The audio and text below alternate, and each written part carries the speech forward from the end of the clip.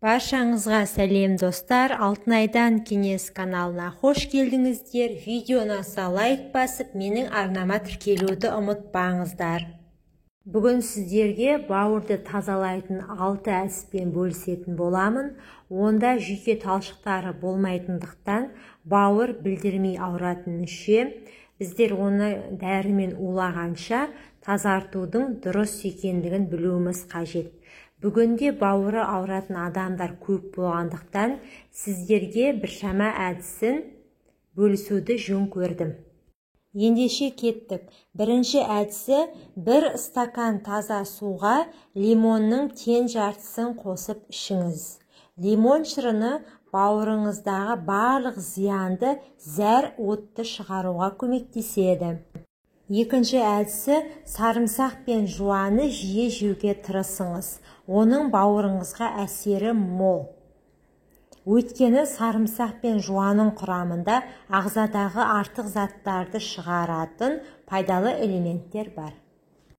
Үшінші әдісі: шұбар алатыкеннен шай жасап ішіңіз, немесе бұл өсімдікті суға қосып тұтыныңыз. Себебі алатыкен бауыр клеткаларын улы заттардан қорғайды. Төртінші әдісі: құлпынай, лимон, болгар бұрышы, түрлі түсті орам жапырақ, жасыл бұршақ, апельсин, қызанақ, бүлдірген, жалбыз, аскөк, қырыққабат секілді С витаминіне бай жеміс-жидек пен көкөністі көбірек жеңіз. Бесінші әдісі: бақпақ жапырағын шайға немесе салат пен сорпаға қосып ішуді ұмытпаңыз.